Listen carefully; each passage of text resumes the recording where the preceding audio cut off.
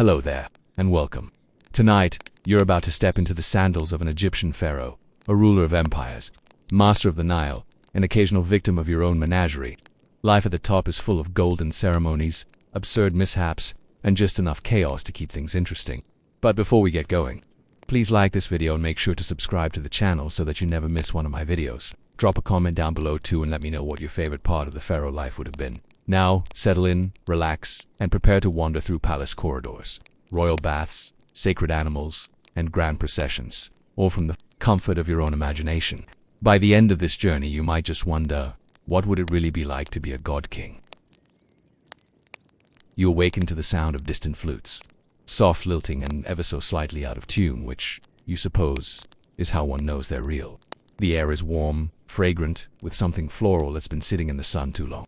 A lazy breeze sighs through sheer linen curtains, carrying the faint scent of sand and something that might be incense, or possibly your own divine presence. It takes a moment for the reality of the situation to catch up to you. You are horizontal, on what feels like gold, sheets, cushions, and decorative furniture, all shimmering faintly in the morning light. Every surface seems to exist primarily to remind you that you, somehow, have wealth beyond imagination and yet will still manage to misplace your sandals by noon. Your eyes open fully. The ceiling above you is painted with stars. Not a small artistic gesture, but a fully mapped night sky. One of your ancestors must have thought it wise to spend what could have been an entire year's grain budget painting constellations directly over the royal bed. And then it dawns on you, much like the literal dawn just outside. You are in Egypt, ancient Egypt. And you, though you have not yet had coffee or anything resembling a meeting with HR, appear to be its pharaoh. The title sits in your mind like a slightly too large crown. Pharaoh, ruler of the two lands, master of the Nile, chosen of the gods, beloved of Ra, an occasional guest star at the annual festival of the sun, which, if memory serves, involves considerably more sweating than the name suggests. A gentle knock interrupts your existential drifts. 3 attendants shuffle in, heads bowed, balancing trays of oils, linens, and what appears to be an assortment of ceremonial wigs. You blink at them. They bow lower. One of them sneezes into a linen and tries to pass it off as reverence. They do not speak. They merely approach and begin arranging your morning environment, plumping cushions, lighting fresh incense, and replacing the already golden vase with one that, apparently, isn't golden enough. You clear your throat with the regal authority of someone who's been awake for nearly 4 minutes. Good morning, you say, or at least that's what you intend to say. What actually emerges sounds more like a croak filtered through divine fatigue. No one responds. One attendant gestures gracefully toward the balcony, indicating the day has begun, and you, mighty pharaoh, must begin with it. You rise slowly, cautiously from your absurdly gilded resting place. The floor is cool stone beneath your bare feet, smooth from centuries of barefoot divinity. Beyond the curtains, the world glows. The Nile glimmers in the distance, reflecting the newborn sun. The city hums faintly below, merchants setting up their stalls, oxen complaining about their morning workload, and somewhere, a priest arguing with a goat. Ah yes, the kingdom, your kingdom. You are Pharaoh now, the living embodiment of divine order, the beating heart of the world's greatest civilization. And, if the look on your attendant's face is any indication, someone who's about to be within an inch of your life. They begin the royal morning routine with great seriousness. Oils are poured, lotions are applied. You are gently massaged, exfoliated, and possibly embalmed. At one point, a small boy fans you with palm leaves so large they could double as sailcloth. Another brushes dust off your sandals, though you're not wearing them yet, which feels slightly optimistic. The process is not unpleasant. It's just a lot. You feel like a human pastry being glazed to perfection. One of the attendants hums a hymn to Ra under her breath. Another arranges a mirror made of polished bronze before you. You catch sight of yourself, or rather, of someone so radiant, so impossibly symmetrical, that it must be you by royal decree alone. The reflection blinks back, dazed, but undeniably regal. The headdress helps. Someone enters the room carrying a scroll the size of a fishing pole. He unrolls it with the ceremony of a man who has unrolled many scrolls before and has yet to be applauded for it. Your schedule for the day, great pharaoh, he says, voice trembling with reverence or possibly exhaustion. You take in the list. Sunrise blessing with the priests of Ra, inspection of the northern Grenas, discussion with the royal architect regarding pyramid progress. Meeting with the high priest about a minor plague. Don't worry, it's localized. Closing parenthesis. Lunch. Public appearance at the temple of Isis, possibly a war. You sigh softly. It is a full day for someone who has only just remembered their divine. The attendant with a scroll clears his throat. Also, great one, Your mother has requested you write a thank you offering to the goddess Hathor. She says she hasn't heard from you since the last harvest. You nod gravely, as though this is the kind of thing god kings routinely manage between smiting and ceremonial napping.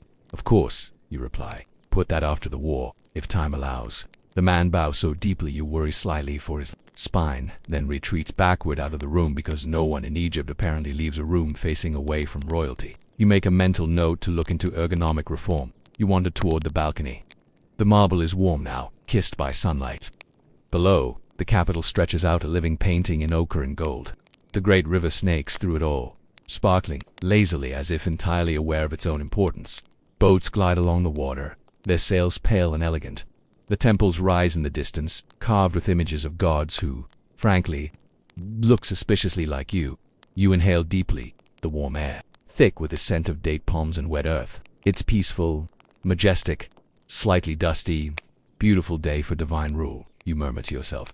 Behind you, someone coughs nervously, a reminder that even your private mutterings are public record. A second attendant steps forward holding a golden goblet of something murky but promising. Your morning tonic, great pharaoh, she says. Yeah, take it. The liquid tastes like honey, spices, and faint regret. Delicious, you say, because one assumes it's best to encourage devotion when possible. As you sip, the palace around you begins to stir in earnest. Courtiers shuffle in, carrying offerings of flowers, scrolls, and what appears to be a small statue of yourself made entirely of bread. Somewhere a musician strikes a harp note so delicate it might have been imaginary.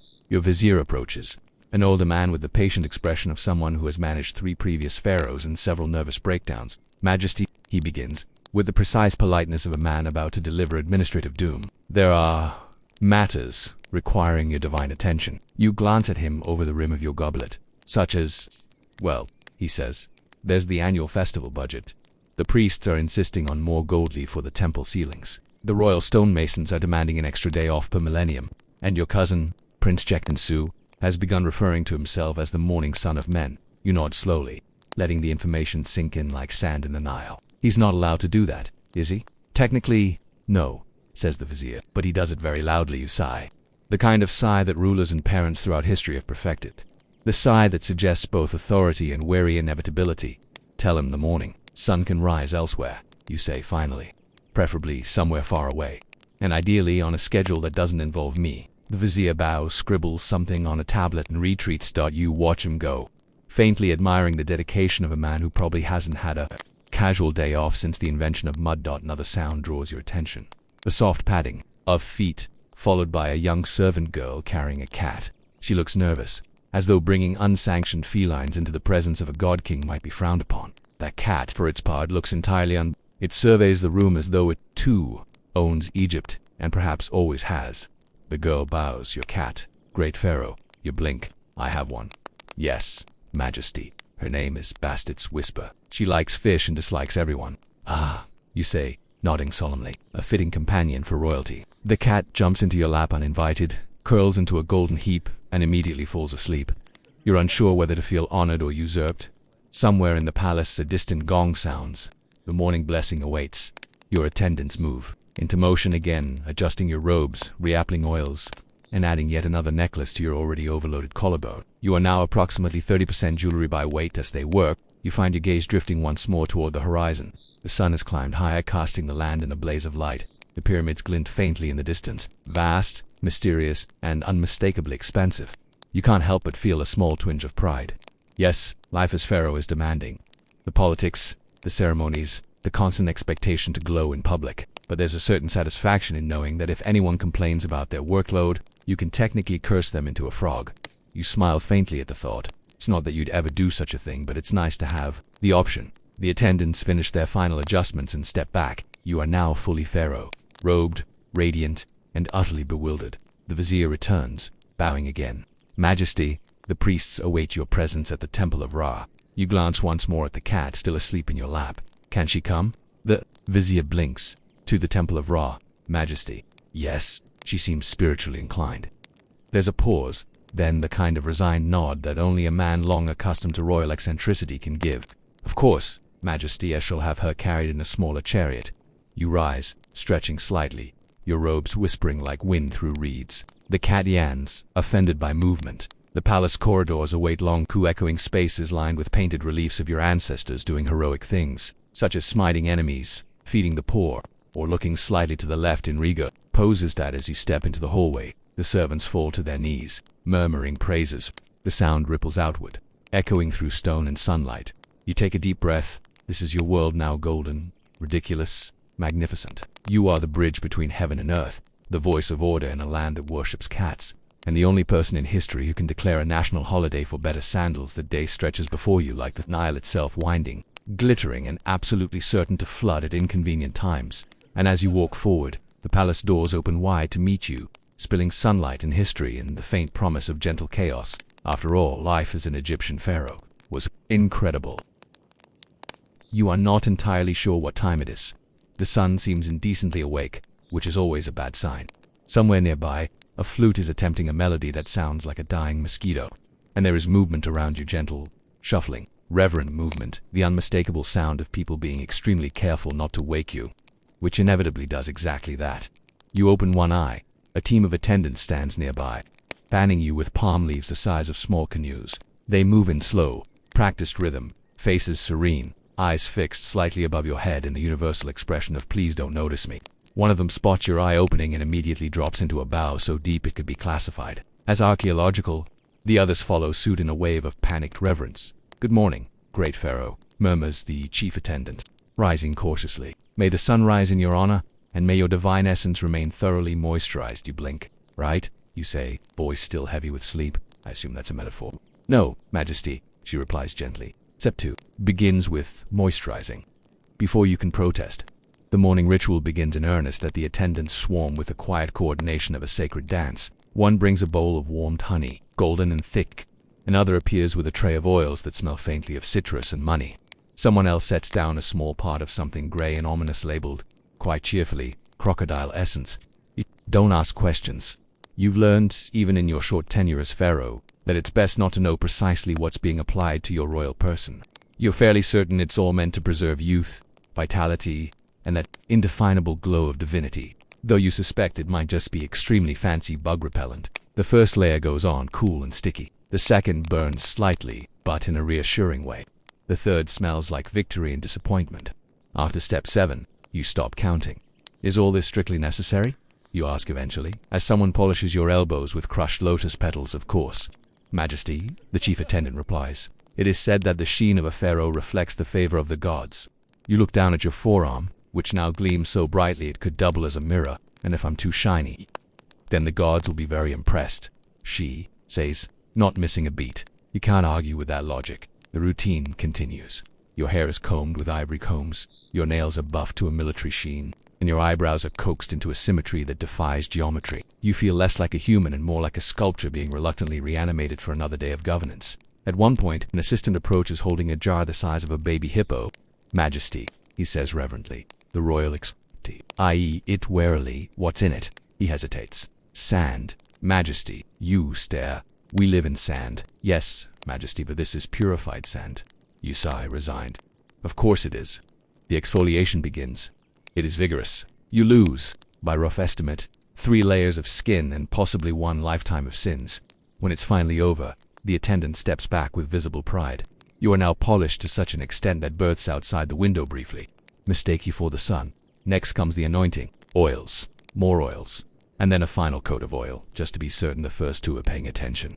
The scent fills the chamber, frankincense, myrrh, cedar, something suspiciously minty.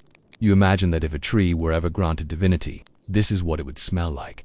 You are then wrapped in fine linen, soft, weightless, absurdly expensive. It clings to your newly oiled skin with the affectionate persistence of a devoted admirer. Each layer is arranged with mathematical precision by attendants, who whisper blessings under their breath as they tuck and fold. You glance down. You're now roughly 30% linen, 50% oil, and 20% exhaustion. "Beautiful," says the chief attendant, stepping back to admire the result. "Truly, Majesty, the gods themselves will squint to behold your radiance." You're not sure that's a compliment, but you accept it graciously. The attendants begin tidying up the aftermath of your transformation bowls, jars, stray petals, and what might be a small crocodile tail that somehow escaped the essence earlier. You watch them work, feeling faintly dazed, like a statue that's just been put on display and isn't entirely comfortable with the attention. and from somewhere beyond the curtains you hear the sound of chanting, deep, rhythmic, and distressingly. Awake the priests of Ra. The chief attendant brightens. Perfect timing, Majesty. The morning blessing awaits. You groan softly. Must it be before breakfast? She looks horrified. Of course, Matt. To eat before greeting the sun would anger the gods. You glance toward the ceiling, hoping Ra is open to negotiation. I see, if one were, say, hypothetically starving, then you would be blessed even more thoroughly, Majesty. You sigh, because there's simply no arguing with faith or bureaucracy. Fine, let's get this blessing over with before I achieve divine fainting. The attendants form a neat semicircle and escort you through the corridors, your sandals clicking softly on the cool stone floors. The palace is alive now, servants hurrying, courtiers whispering, the distant echo of someone dropping a very expensive vase as you approach the temple of Ra. The air grows heavy with incense. The scent is thick enough to chew. The priests wait inside, dressed in immaculate white robes, their shaved heads gleaming in the light of flickering torches. Behold, the high priest announces as you enter, the living son of the sun itself. There is enthusiastic bowing. A few priests drop flat onto the floor, which you find both flattering and slightly alarming. You take your place on the raised platform before the altar. The high priest begins the blessing, a lengthy affair involving prayers, hymns, and the ritual sprinkling of what you hope is water. The words roll through the chamber like slow thunder, full of grand phrases and mysterious metaphors you understand. Perhaps every third word. Something about eternal life, cosmic balance, and also possibly grain taxes. Your stomach, however, has begun its own counter-chant, a low, insistent rumble that even the gods would struggle to ignore. You shift slightly, trying to look both reverent and not hungry, which is harder than it sounds. The high priest continues. He's hitting his stride now, eyes alight with zeal. Ra, Lord of Light, Keeper of Order, Bestower of Breakfast. You perk up hopefully. Breakfast, he ignores you, lost in theological rhythm. Shine upon our Pharaoh, your divine embodiment upon earth. You sigh. False alarm. The chanting crescendos. The priests sway. Incense smoke curls toward the ceiling in elaborate spirals. Someone rings a bell with great enthusiasm. You glance discreetly at your vizier, who stands nearby pretending to be invisible. He catches your eye and offers the faintest sympathetic nod, the shared look of two men who would both rather be eating. Finally, mercifully, the high priest reaches the finale. May Ra's eternal flame burn brightly within you, O Pharaoh, until the end of all days. He steps forward with a bowl of sacred water and sprinkles it over your head. You flinch as a droplet runs down your neck. Cold, startling, possibly lemon-scented, the priests bow again. The blessing is complete. Majesty, you exhale in relief. Excellent. I shall now honor Ra by consuming everything edible within reach. They smile beatifically, either in approval or confusion. It's hard to tell, with priests dot your attendants sweep in to escort you back to the royal dining chamber, which, you note, has more gold per square inch than most modern economies. A long table waits, laden with food, baskets of bread, figs, dates, honey, and jugs of beer that look alarmingly large for this hour of the morning. The smell alone is enough to make you consider declaring yourself blessed by the god of carbohydrates. You sit, or rather, you are carefully lowered into your gilded chair. Servants bustle forward with plates, napkins, and more ceremony, then seems strictly necessary for the act of eating as you reach for a slice of bread. The vizier clears his throat delicately. Majesty, he says. The priests recommend you begin with a ceremonial bite of fruit, as a symbol of harmony. You glance at the fruit. It's a fig, a very self-satisfied fig. And if I begin with bread instead, you ask. He hesitates. The gods might frown. You take a slow, deliberate bite of bread, savoring the taste of divine rebellion. Let them frown, you say. I'm the one who built their temples. The vizier exhales, possibly praying for his own afterlife already. You lean back intent for the first time today. The food is glorious, warm, rich, perfectly balanced. You're halfway through a date when one of your attendants whispers, Majesty, a message from the palace astrologer. You wipe your fingers and accept the scroll. It's brief and extremely dramatic. O radiant one, beware of goats this afternoon. Their alignment is unfavorable. You stare at it for a moment. Is there ever a favorable alignment of goats? The attendant shrugs.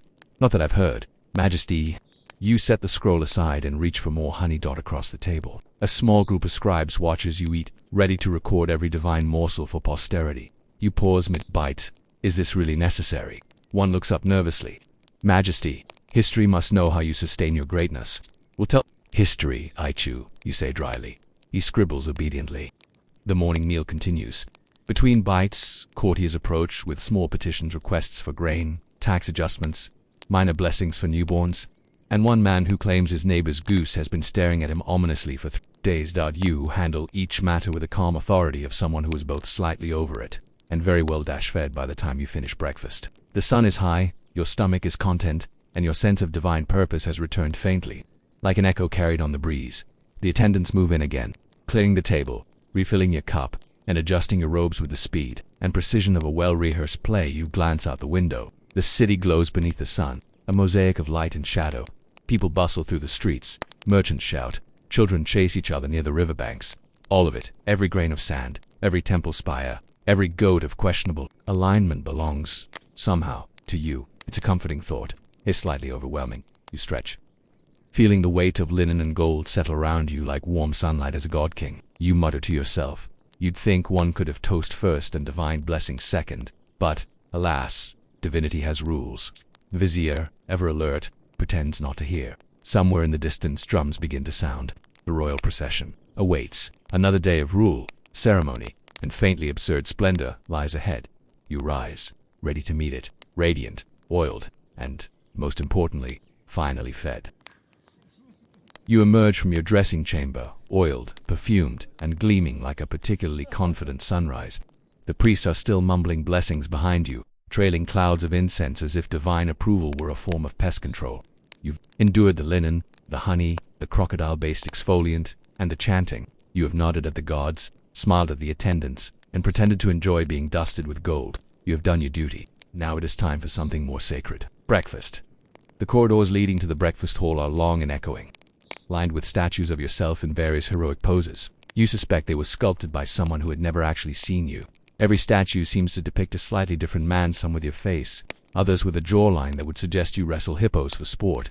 Still, they look impressive enough, and that's the important thing. The doors to the hall opened with an appropriately theatrical creak, and the smell of honey, bread, and warm barley drifts toward you like a royal summons. The morning light spills across the long stone table, illuminating a feast that could feed a small kingdom. Which, in fairness, it probably does. You approach your seat, a throne-like chair carved from cedar and inlaid with lapis lazuli, and take your place at the head of the table, gazing at the vast spread before you. It is, as always, absurd. There are pyramids of bread, stacked with the kind of structural competence that makes you think your architects have been moonlighting as bakers. Bowls of figs gleam beside dishes of honey thick enough to trap a small animal. There are dates, melons, roasted ducks, salted fish, and a suspicious number of cheeses that smell like they've been through a religious experience. Somewhere near the end of the table sits an amphora of beer, glistening in the sunlight like liquid gold. You briefly consider being dignified and drinking water instead, but then remember that water in Egypt is less hydration and more microbial roulette.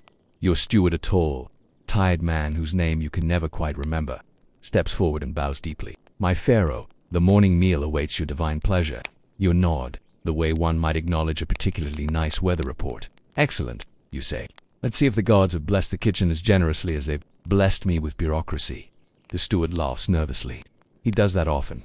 You pick up a piece of bread, warm, soft, golden, and tear it in half. Steam curls out, carrying the smell of barley and honey. You dip it into a shallow bowl of oil and take your first bite. It's magnificent. You can feel your divinity reaffirming itself with every chew. You are halfway through a second bite, when the first scribe clears his throat. There is always a scribe at breakfast. It is a law of the universe, like gravity or sand in sandals. "My pharaoh," the man begins, already sounding apologetic. "Some minor matters of state to review while you dine." You sigh quietly. Of course, there are. The scribe on a scroll so long it should come with a warning label. Firstly, the Nile is being unpredictable again. You pause mid-chew. Unpredictable. Yes, my pharaoh. It rose during the night, flooded the southern orchards, then receded again by dawn. The priests are interpreting it as a test of your patience. You glance toward the window, where the Nile gleams innocently in the distance. Pretending not to know what anyone's talking about. "Tell the priests my patience is currently under renovation," you say. The scribe bows slightly and scribbles something down. Probably a future prophecy. You take another bite of bread, only to have a second scribe step forward, scroll trembling. "Slightly, there's also the matter of your statute, my pharaoh." "What you want, you ask?" "There are several thousand. The new one at the Temple of Horus. The sculptors claim to have captured your likeness perfectly." You tilt your head.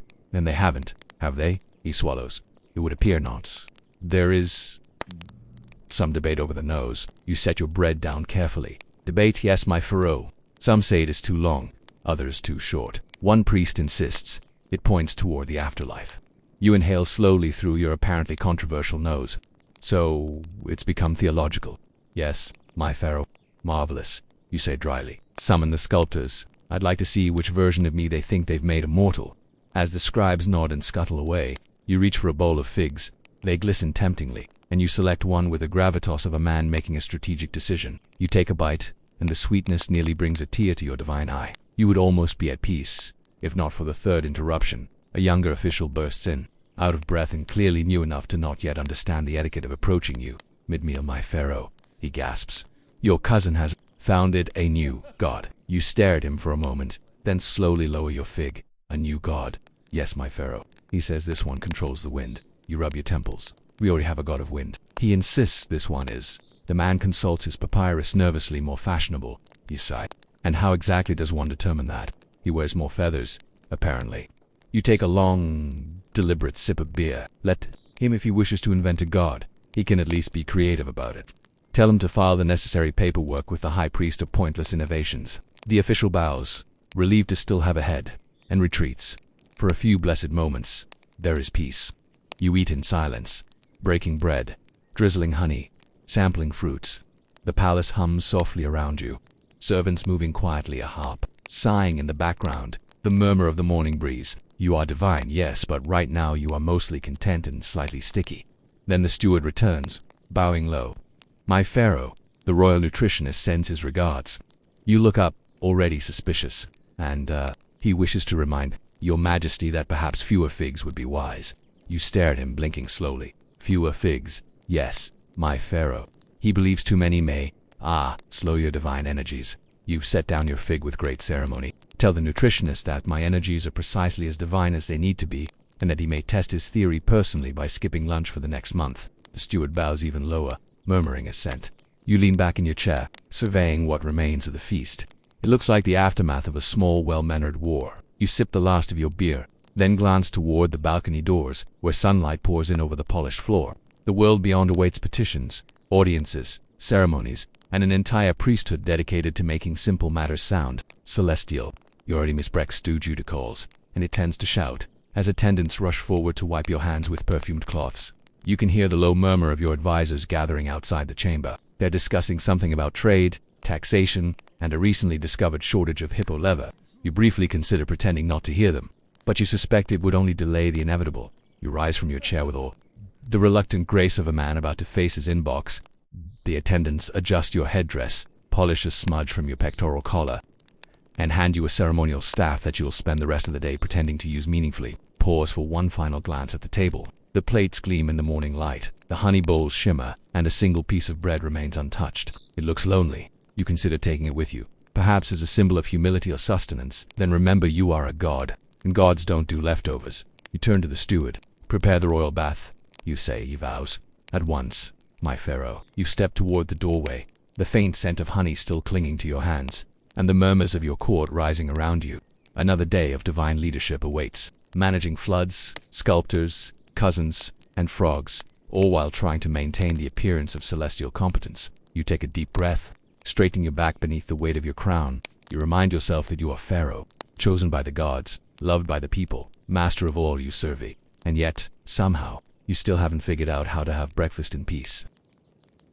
You step out of the breakfast hall, leaving behind the golden gleam of honey-slicked bread and the lingering scent of beer. The attendants follow silently, polishing your robes and fussing over your sandals with the precision of people who have long ago accepted that their entire existence is footnotes to your glory. You adjust your crown, checking for alignment in the reflection of a polished bronze shield leaning against the corridor wall, and nod to yourself. It is correct. Perfectly correct. Anyone suggesting otherwise is probably plotting a small rebellion involving goats. Outside, the city awaits, or at least, what passes for a city in this particular season. Sand drifts everywhere, 80% of it in motion and 20% permanently, lodged in the regrets of whoever dared to pave the streets with anything less than gold.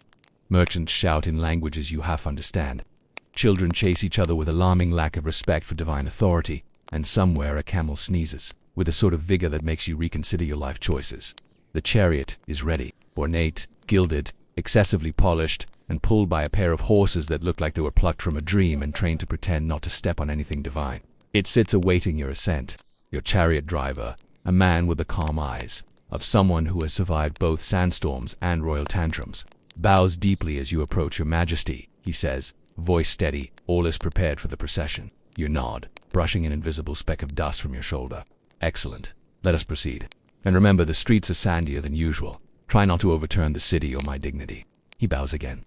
Yes, Majesty. You step into the chariot with the grace of someone who has been polished in honey, crescents, and the knowledge that failure is generally fatal. The attendants follow, fanning you with enormous palm leaves and whispering words of encouragement. You are radiant, you are formidable, and you are slightly sticky. You ignore the last part. It is best left unsaid. The horses begin their slow, dignified trot through the city. People line the streets, cheering, waving, and generally creating a cacophony of devotion, curiosity, and mild panic. Some wave sincerely. Others wave because they suspect that not doing so could lead to a very public smiting. You wave back, mastering the art of appearing gracious while secretly calculating exactly how much dust you are inhaling. It is a delicate balance, requiring the same skill as diplomacy, or perhaps tightrope walking over a pit of vipers. The sun is bright, highlighting every golden detail of your regalia, every gleaming fold of linen, and the unfortunate shimmer of sand clinging stubbornly to your sandals. A gust of wind blows, carrying fine grains into your eyes. You blink rapidly, trying to maintain composure and avoid sneezing, which would be undignified. The crowd cheers louder, mistaking your attempts to keep your eyes open as a majestic display of divine patience.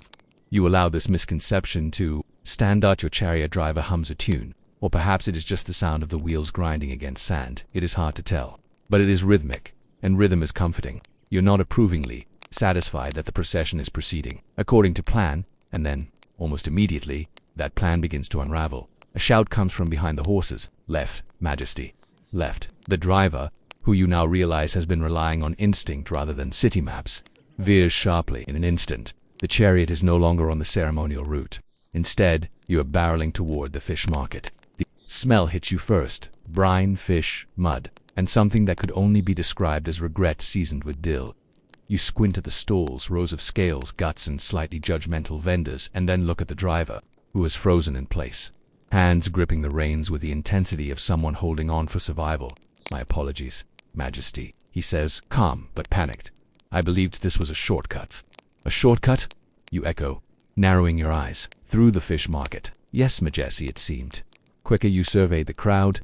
Fishmongers scatter like startled birds, knocking over baskets of sardines and eels.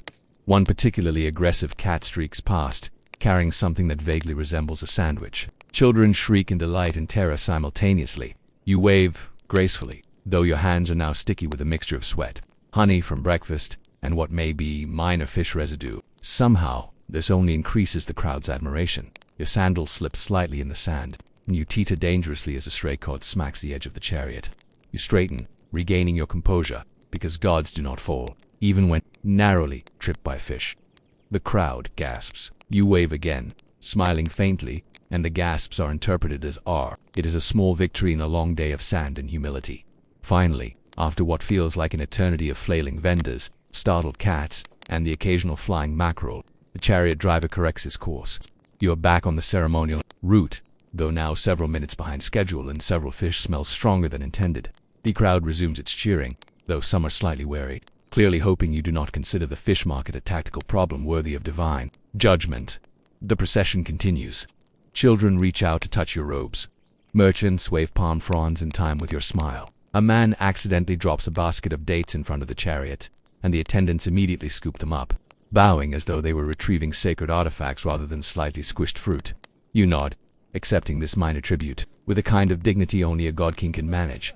As you progress through the city, you begin to notice patterns in the sand. Piles in the streets form small dunes that look suspiciously like miniature pyramids. You consider whether to integrate them into the empire's architectural plan, then dismiss the idea, realizing that approval would require consulting 6 committees, 3 priests, and 1 astrologer with a very strong opinion about gravity. The sun rises higher, and dust continues to swirl. Your attendants do their best, fanning you with increasingly large palm leaves, and you begin to imagine that they are conducting some kind of ritual dance in addition to providing shade. It is a graceful, if slightly exhausting display of devotion. You wave in time with their movements, mindful not to inhale too deeply, lest the combination of sand, sweat, and fish smell prove hazardous to your divine constitution. Somewhere along the route, A child sneezes, loudly and narrowly, misses knocking your chariot into a pile of spilled grain. You wave at him, maintaining a regal composure, while inwardly calculating the probability of every minor disaster that could occur. Before lunch, your calculations are interrupted by the sound of someone shouting, "Majesty." There is a goat in the main square. You glance at the crowd, but the goat is already being escorted away by a very brave shepherd. You wave once more, silently acknowledging the universe's strange sense of timing. Even the gods, it seems, appreciate a bit of chaos. At one point, your chariot passes a particularly enthusiastic group of citizens who cheer loudly. One man, who has clearly had too much beer for the hour, tries to climb onto the chariot to kiss your hand. You sigh inwardly, extend a hand for show, and the man slips off the side, landing in a sand pile with a startled squeak. You continue to wave, entirely unconcerned. Sometimes, survival is a matter of dramatic timing. The procession winds through the city streets, each turn bringing more cheering, more sand, and more instances of minor public panic. Somewhere a vendor drops a basket of dates again, this time with the added complication of a tripping goat. Your attendants clean up diligently, and you nod at their efficiency. You begin to suspect that one of them has secretly earned a minor godhood by sheer competence. Eventually, after 3 hours that feel simultaneously epic and absurdly short, the chariot approaches the city as a ceremonial plaza. Dust clings to your robes, hair, and sandals, though in a vaguely picturesque way that will almost certainly be immortalized in frescoes. A crowd is gathered here in full force, cheering as though your very presence ensures prosperity, health, and minor domestic happiness. You wave one final time, fully aware that some cheers are genuine and others are purely strategic. Both are acceptable. You step down from the chariot with the grace of someone who has survived the fish market, sandstorms, mischievous children, and the unpredictable temper of horses.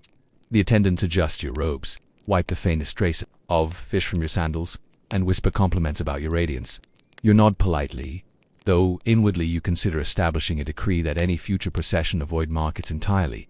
Your eyes scan the city one last time. The golden sunlight, casting long shadows over streets, sand dunes, and rooftops. Merchants return to their stalls, children resume their games, and someone whispers a prayer of thanks that the Pharaoh has not tripped on the corner of a pyramid-shaped loaf of bread.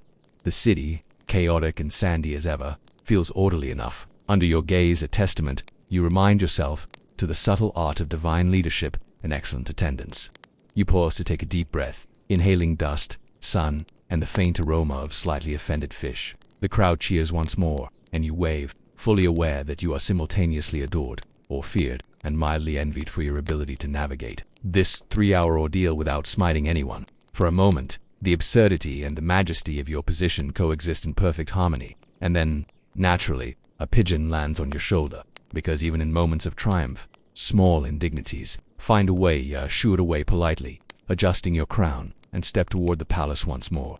Ready to continue the day's duties? The sand clings, the city murmurs, and your chariot driver wipes his brow, having survived his earlier navigational error with only minor trauma. You remind yourself that rulership is equal parts spectacle and patience, with just a hint of chaos sprinkled liberally. As you re-enter the palace, you glance back at the plaza. The city resumes its hum of life. The sand continues its slow conquest of every corner, and you allow yourself a small, private smile. You have survived the procession. The people have cheered.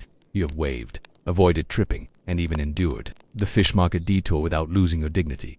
Truly, the life of a pharaoh is incredible, chaotic, sandy, absurd, but somehow entirely worth it.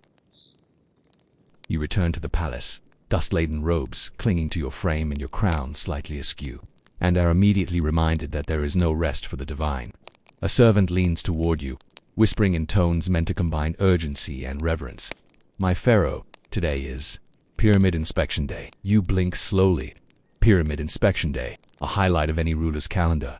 If your calendar is designed by someone with a peculiar sense of priorities, you had imagined inspections would involve a quick stroll past the construction site, nodding gravely, perhaps allowing a humble wink or two to inspire loyalty among the workers. Instead, it entails hours of examining blueprints, listening to technical explanations, and making decisions about the afterlife that feel slightly more mundane than they probably should. Your architect, Imhotep, is already waiting, standing beside a massive table that groans under the weight of papyrus scrolls, charcoal sketches, and the kind of miniature models that look like they were designed for a child's extravagant game rather than eternal monuments. He is the sort of man who exudes confidence as if every decision he makes has already been sanctioned by the gods themselves, which, in a way, he hopes it has, since claiming divine approval tends to smooth over most of your unpredictable temperament. My Pharaoh Imhotep begins, bowing as if the floor itself might appreciate your divinity. I have prepared the latest plans for your eternal resting place. You glance over the sprawling layouts, trying to suppress a small yawn. The sun has traveled far since breakfast, and while you are still undeniably a god, you also feel very human and slightly drowsy. You settle into your chair, letting the attendants fuss with your robes and sandals one last time. You appreciate the ritual. It keeps the illusion intact, and after all, appearances are the true currency of a pharaoh. The blueprints are impressive in both scale and audacity. There are chambers within chambers, corridors designed to confuse potential grave robbers, and secret compartments whose function you only half understand. You gaze at the layout thoughtfully. How many rooms, exactly, you ask? Should one include in a tomb intended to last all eternity? Imhotep brightens. As many as your majesty desires, naturally. I suggest 7 main chambers, 10 minor chambers, and a series of passageways designed to mislead anyone not blessed with the eyes of a god. You nod, slowly, rubbing your chin. 7 main chambers. And the minor chambers. They can house treasures, relics, and offerings, he says. Gold, jewelry, ceremonial items, and yes, the treasures, you murmur distracted, by the afterlife. Is it truly necessary to have a full-size boat entombed? Imhotep blinks, clearly not expecting this question. Well, Majesty, the sacred texts are insistent. One never knows when one may require passage in the eternal waters. A boat ensures safe conveyance. You lean back and fold your arms, considering this carefully. You are a practical god. You do not dismiss divine wisdom lightly, but your logical mind wonders, how often, really, does one need a full-size boat in eternity? Surely a model, or perhaps a very strong staff to summon imaginary vessels, would suffice. You imagine your tomb, majestic and cavernous, containing a full boat so large it dominates the chamber, forcing any attendants who might enter the afterlife to navigate around it. The thought is absurd yet impressive, as all things must be when one is immortal. And the sand, you continue, pointing vaguely at the floor, where grains cling stubbornly to your sandals. Where, precisely, does all this sand come from? Imhotep hesitates. The quarries, my pharaoh, and the desert beyond the city. We have a dedicated course for transport, though the volumes are substantial. You glance at him, realizing you are now both a micromanaging deity and a slightly drowsy human, who would very much like to nap under the shade of a colossal stone block. Substantiaric you echo, by which you mean, mountains of it. Vast expanses, enough to bury an entire village if the workers get careless. He bows carefully. Precisely, Majesty. Your insight is remarkable as always. You roll your eyes, because insight has very little to do with it. It is mostly patience and a vague awareness of what might look impressive to future civilizations. Still, you allow the compliment to stand. If Imhotep believes it, perhaps he will work faster. As you peruse the plans further, you notice rooms, labeled ceremonial chamber, treasure vault, and, somewhat redundantly, ceremonial treasure chamber. You raise an eyebrow? Are we, then, being overly cautious? Imhotep smiles, though it's faintly nervous. Overly cautious, perhaps, but eternally secure. One cannot be too careful with the divine legacy. You rub your forehead beneath the weight of your crown. The concept of eternal security is admirable, yes, but you begin to wonder if future generations will appreciate an entire complex devoted to hiding things you might never need. There is a philosophical absurdity in designing a place to house yourself after death, with all the bureaucracy, sand, and carpentry that entails. And yet, here you are, enjoying the privilege of micromanaging eternity itself. You sip from a small golden cup, presumably containing a beverage chosen by someone with a deep understanding of divine tastes. The sun streams through the windows, catching the dust in the air and turning it into a faint golden haze. It is beautiful, ridiculous, and entirely fitting. You ponder the logistics, how much sand to order, how many workers to employ, and whether the eternal chamber for your boat should include a ladder or simply a ramp. Ramps are easier, you reason, unless one plans to float the boat ceremonially every millennium. Imhotep, sensing perhaps that you are slipping into a minor daydream, points to another scroll. Majesty, I have also prepared a selection of decorative motifs for your consideration. These include hieroglyphic inscriptions, celestial carvings, and symbolic animals. We can incorporate lions, hawks, crocodiles, or you pause. Considering lions, yes, majestic and intimidating. Hawks, clever. Crocodiles, well, they are realistic but slightly redundant. And these motifs, you ask slowly, should they inspire awe, fear, or gentle confusion in the afterlife visitor? Imhotep considers carefully. All 3, Majesty, perhaps even a 4th. admiration tinged with mild unease. You nod approvingly. The combination seems suitable. After all, the afterlife is a place where one wishes to impress, protect, and mildly startle anyone foolish enough to wander the wrong corridor. It is important to maintain a balance between grandeur and psychological subtlety. You lean back, tapping your fingers against the armrest, surveying the miniature models laid out on the table. Tiny ramps, staircases, and ceremonial boats occupy their own tiny rooms, complete with minuscule sand piles for realism. You imagine yourself, in full regalia, navigating this miniature kingdom, and chuckle faintly. There is a certain charm to the absurdity of planning one's eternal residence, as if it were a game of high stakes. Chess played with sand and stone. Imhotep, you say, voice calm but measured. Should we not consider the number of corridors required to adequately confuse tomb robbers? Indeed, Majesty. I have designed 3 successive mazes, each with its own secret chamber and decoy treasure. The final corridor includes a mechanism to rotate a stone wall, making the exit, well, uncertain. You blink at him, a slow, deliberate blink. A mechanism to rotate a stone wall. Excellent. We are truly combining divine foresight with mild sadism. Imhotep bows, clearly proud. I anticipated your approval, Majesty. You pause for a moment, imagining the future, archaeologists centuries hence, wandering your tomb in awe and confusion, completely at the mercy of your carefully orchestrated puzzles. You allow yourself a small, private smile. Eternity, after all, can be quite entertaining. Then, inevitably, the practical concerns return to haunt you. And the sand, you murmur again. Do we have sufficient storage? A secure location, away from curious servants and accidental floods? Imhotep hesitates, as though suddenly reconsidering the scale of your ambition. We have a storage area, Majesty, though it may require expansion. Expansion, you echo, of course. One can never have too much sand, he nods. It is an eternal material of Majesty, durable, abundant, and annoying when it gets into one's sandals. You finish, thinking of the earlier procession and its 50 minutes of minor inhalation. Imhotep blinks, unsure if you are joking, philosophical, or both. You consider it all. The absurdity of micromanaging eternity, the comedy of sand piles and secret corridors, the subtle chaos that comes with being both God and human simultaneously. And yet, in the midst of it, there is satisfaction. The plans are magnificent, intricate, and ridiculous in exactly the right proportions. You stand stretching beneath the weight of your crown and robes, and gesture toward the models. Proceed, Imhotep ordered. The sand, build the corridors, entomb the boat. We shall confuse the afterlife visitors admirably. But remember, any complaint about the logistics of eternal storage will be met with mild but firm divine disapproval. Imhotep bows deeply, retreating to oversee the workforce with the quiet satisfaction of a man whose genius will be remembered in both stone and whispered legends. You watch him go, appreciating the elegance of delegation, and then allow yourself a moment of reflection. The life of a pharaoh is undeniably a mixture of sublime authority, absurd responsibilities, and the occasional philosophical musings about sand. Imhotep bows deeply, retreating to oversee the workforce with the quiet satisfaction of a man whose genius will be remembered in both stone and whispered legends. You watch him go, appreciating the elegance of delegation, and then allow yourself a moment of reflection. The life of a pharaoh is, undeniably, a mixture of sublime authority, absurd responsibilities, and the occasional philosophical musings about sand. As the sun continues its lazy sweep across the city, dust particles floating like tiny golden planets in the light, you realize that Pyramid Inspection Day, like all days, is simultaneously tedious, grandiose, and oddly comforting. You are both a micromanaging deity and a slightly drowsy human, yet somehow, this balance has never been more enjoyable.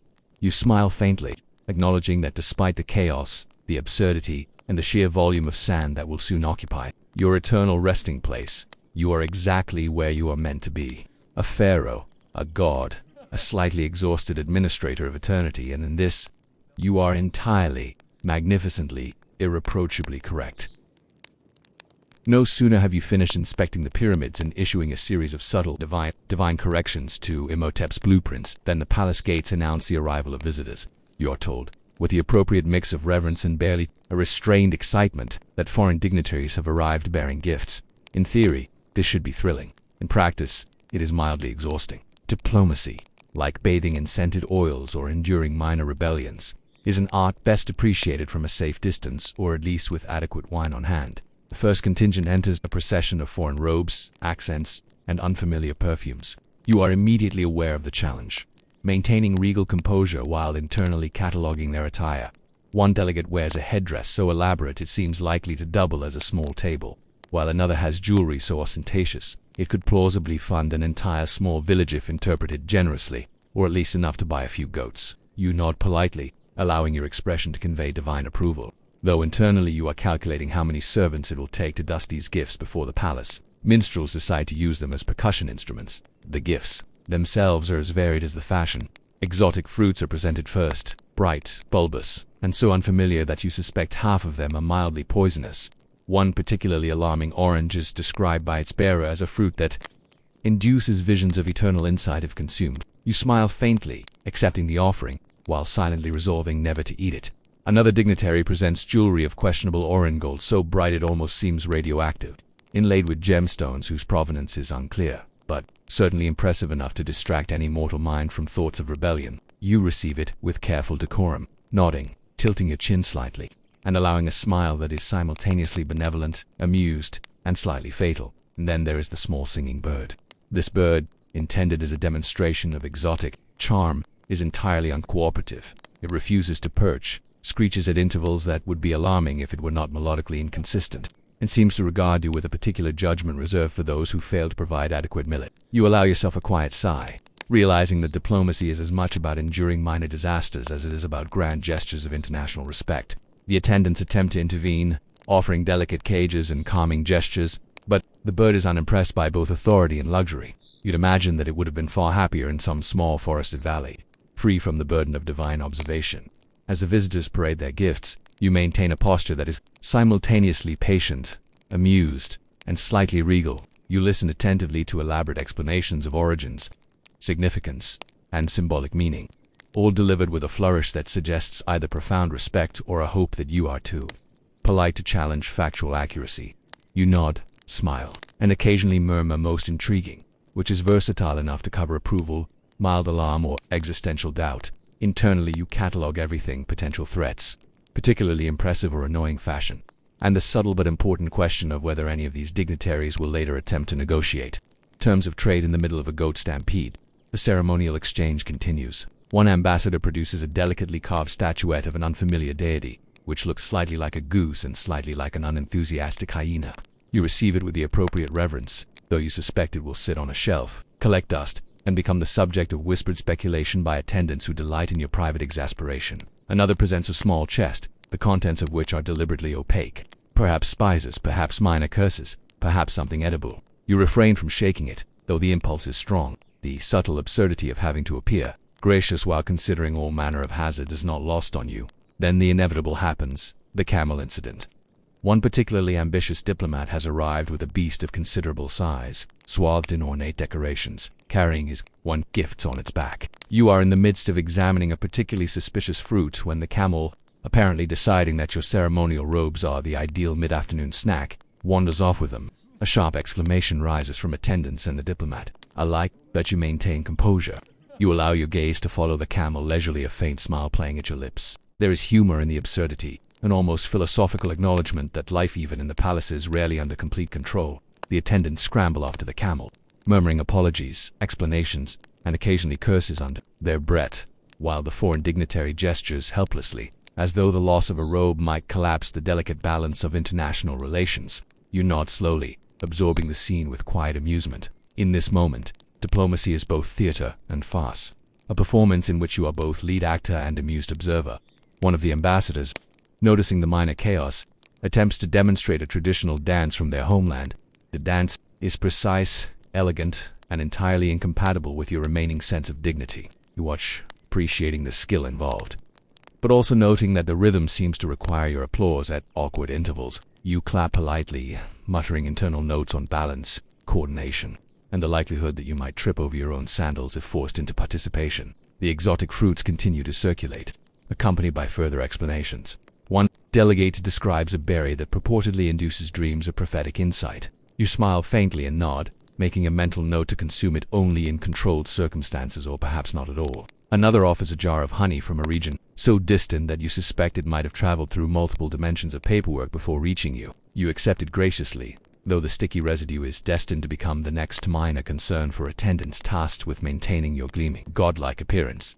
The singing bird resumes its intermittent screeches, seemingly emboldened by the chaos of the camel and the distracted attention of the attendants. You glance toward it, raising one eyebrow in mild judgment. Its tone suggests the entire assembly is beneath reproach. Its melody is entirely unconcerned with diplomacy, hierarchy, or mortal understanding. You imagine, for a fleeting moment, a parallel universe in which birds rule kingdoms, and humans are the unpredictable and noisy subjects. The thought is faintly comforting. A particularly daring diplomat attempts to present a small mechanical device, presumably intended to impress you with the ingenuity of their civilization. It rattles, clanks, and emits small puffs of smoke. One attendant jumps back, spilling a tray of minor offerings, while another mutters something about witchcraft. You maintain a serene composure, observing the spectacle with quiet amusement. Acknowledging the ingenuity without demonstrating alarm, you imagine a future historian's account, if they are regarded with calm the mysterious contraptions of foreign lands, smiling faintly at their inevitable malfunction, accurate, elegant, and amusing in its subtle understatement. Time passes, though the manner in which it does is difficult to quantify when one is a pharaoh. Hours stretch in contract, measured by the slight fading of sunlight, the gentle sighs of attendants, and the rhythmic interruptions of the singing bird. You nod, smile, and gesture with precision, maintaining decorum while internally cataloging each visitor's personality, clothing choices, and propensity for minor mishaps. Diplomacy, you note, is simultaneously serious, absurd, and deeply entertaining when viewed from the appropriate vantage. Finally, after what seems like a manageable eternity, the last of the foreign dignitaries is ushered toward the palace gates. Gifts have been received, polite compliments exchanged, and minor theft, mechanical smoke, uncooperative birds who have been survived with grace. You allow a faint exhale, acknowledging the subtle victory in navigating ceremony, absurdity in human or semi-human eccentricity without losing divine composure. Your attendants, sensing the conclusion of this diplomatic ordeal, straighten robes, smooth hair, and murmur soft congratulations on surviving both the ceremonial demands and the unpredictable chaos. You nod politely, allowing your expression to communicate gratitude, amusement, and faint bemusement. Internally, you catalog each gift, weighing usefulness against absurdity, potential danger against novelty, and deciding which items will require careful display, discreet storage, or gentle avoidance. And as the corridors empty, the palace gates close behind departing guests, and the evening sun softens toward twilight, you sense the return to familiar rhythms. The slow, steady pulse of court, the subtle absurdities of priestly demands, the occasional mummified cat, and the gentle chaos of empire. You are reminded, once again, that while diplomacy can be simultaneously absurd and necessary, it is only one of many marvels, disasters, and minor inconveniences that constitute the daily life of a pharaoh. Your mind, gently amused, begins to shift toward the inevitabilities of court meetings and the subtle dramas of priesthood. The foreign gifts sit neatly on pedestals, the singing bird is gently returned to its cage, and the memory of the rogue camel is catalogued under potentially hazardous diplomacy. You realize that even as a god-king, a ruler of vast lands, and the orchestrator of eternal monuments, there is satisfaction in navigating absurdity gracefully. The skill, after all, lies not only in commanding armies or designing pyramids, but in accepting the peculiar humor of life with subtle dignity and quiet amusement. And so, with the foreign visitors departed and the palace returning to its usual rhythm of petitions, gold requests, and minor disasters, you prepare, gently, to re-enter the more predictable absurdity of court. The priests will demand gold. The generals will demand soldiers. Someone may still bring a mummified cat. And you, Pharaoh, God-King, master of sand sun and ceremonial patience, will continue to navigate it all with a faint smile, impeccable poise, and the quiet acknowledgement that diplomacy is both profoundly serious and delightfully ridiculous in equal measure. And thus, as the corridors settle, the evening shadows lengthen, and the soft hum of palace life continues, you are ready so gracefully to transition into the next chapter of absurd governance. Court meetings, priestly demands, and the peculiar offerings that await your divine attention. The stage is set, the audience has departed, and the world outside your chamber continues in quiet anticipation, waiting for the eternal blend of duty and absurdity that is life as pharaoh. You leave the pyramid plants and the dignitaries behind, though not the sand, which somehow has a way of finding its way into every crevice of the palace, and are escorted to the throne room for court. The chamber is enormous, echoing, and smells faintly of incense, polish, and the faintly unsettling tang of ambition. Attendants bow at intervals that seem calculated to confuse both gravity and dignity, and you wave your hand in acknowledgement, knowing full well that somewhere a scribe is diligently recording every gesture for posterity. The court is assembled, ministers, scribes, generals, and priests, each one eager to impress, curry favor, or subtly remind you that eternity is long and the living can be tedious. They bow too often, half of them bowing while seated, some even bowing while standing on one leg, presumably to demonstrate flexibility and devotion simultaneously. You nod, smile faintly, and remind yourself that appearances are paramount. A pharaoh who does not appear interested in minute gestures of submission risks undermining the delicate equilibrium of petty politics and ceremonial absurdity. The high priest steps forward, robes trailing, hands extended as though attempting to physically demonstrate the weight of divine expectation. "My pharaoh," he begins, voice booming like a tomb chamber echo, "we require additional gold to properly honor the gods, to maintain sacred rituals, and to ensure that the afterlife remains impressive to all who enter. More gold is essential." You raise an eyebrow, a gesture so subtle that only someone with a doctorate in divine nonverbal communication could interpret it correctly. "More gold," you echo. "Always more gold." One might almost suspect that wealth is the only currency the gods actually care about. The high priest nods eagerly. "Indeed, majesty, gold, and also silver, incense, and the occasional rare stone to demonstrate both devotion and taste. You'll consider this. The treasury is extensive, yes, but it is not infinite, and the population might object if every grain of sand were replaced with gilded offerings." You nod carefully, the kind of nod that conveys patience, understanding, and mild irritation simultaneously. "We shall consider it," you say, which is the polite way of expressing. Perhaps, eventually, when pigs fly over the Nile carrying tax records, before the priest can continue with his sermon on fiscal divinity, the general steps forward, his boots clattering against the polished stone floor like miniature thunder. "My pharaoh," he says, voice taut with the tension of a man who knows the difference between life and a very disappointing report, "we require additional soldiers. The borders are restless, the Nile is unpredictable, and rumor has it the neighboring kingdom has invented a particularly aggressive goat." You blink, absorbing the information, and then sigh, the kind of sigh that signals a sovereign attempting to reconcile divine omniscience with human exhaustion. "Soldiers, yes?" An understandable request. "And the goat?" "The goat is apparently very aggressive," the general says, eyes wide. "It has trampled one minor tax collector and nearly caused an incident involving ceremonial bread." You nod slowly, imagining the scene, the goat, bold and unrepentant, trampling both bread and bureaucracy. You allow yourself a brief, private chuckle. It is good, occasionally, to find humor in the absurdity of governance. "Very well," you say. "We shall increase the guard, and the goat shall be given due consideration. Perhaps a minor palace position." It seems ambitious. The general bows, a little unsure whether your tone is ironic or divinely literal, and retreats to confer with his subordinates. You wave him off politely, then glance around the chamber, realizing that the only thing standing between you and a nap of unprecedented duration is a delicate offering of sacred chaos. And then it arrives.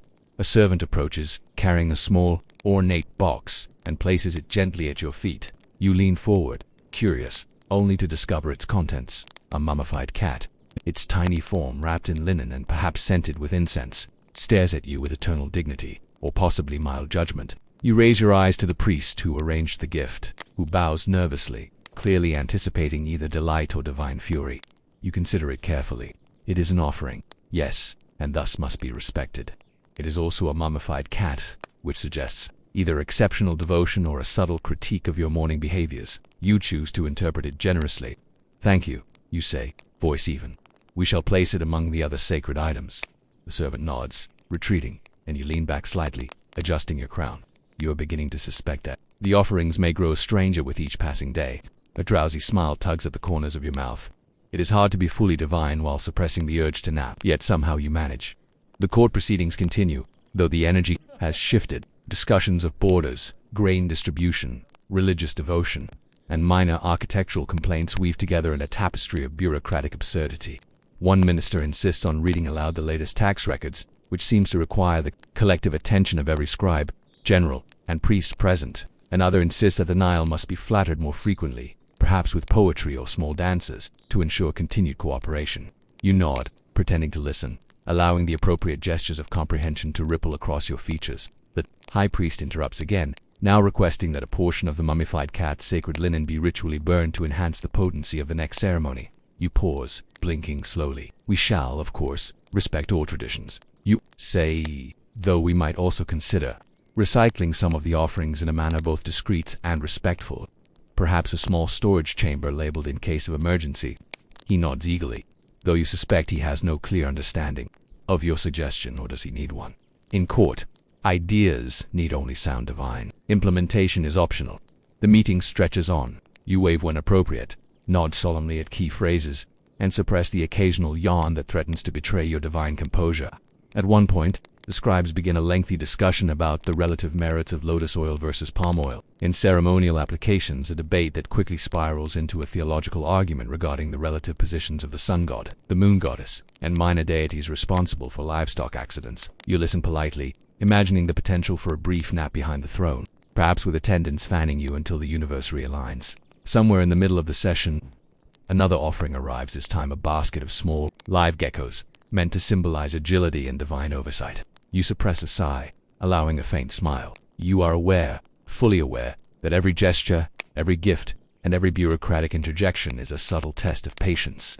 You pass with flying colors, though inwardly you wonder if the gods themselves would appreciate such persistence, or merely laugh quietly from behind a sunbeam. Hours seem to pass, though time in court is an elastic concept. Discussions meander, complaints are lodged, petitions presented, and occasionally someone mentions the Nile again, which prompts a round of solemn nods. At some point, you realize that no conclusions have been reached, and yet that is the nature of all good meetings. Decisions are secondary, appearances are paramount. You are content, though the idea of a brief, uninterrupted rest grows increasingly appealing. Finally, as the sun tilts toward its afternoon position, signaling that even the gods must eventually pause, the high priest rises, clearly aware that continuing much longer would risk fatigue-induced errors. "My pharaoh," he intones, "we shall adjourn, confident that your divine wisdom has been applied, even if implementation remains pending." You nod, smiling faintly. "Very well, let it be so. The matters of state, religion, and curious offerings shall continue in due course." The court disperses, attendants bustling about to tidy scrolls, remove odd gifts, and restore order. You watch as the priests, generals, and ministers retreat, each carrying their small victories, minor grievances, or inexplicable bundles of sacred animals. The mummified cat has been relocated to a shrine, where it sits watching over all with eternal feline judgment. Somewhere, a gecko escapes, disappearing into the shadows with the faint dignity of a creature who understands that eternity is long, confusing, and sometimes absurdly populated by humans. You rise, stretching, feeling the divine weight of both authority and mild exhaustion. You make a mental note.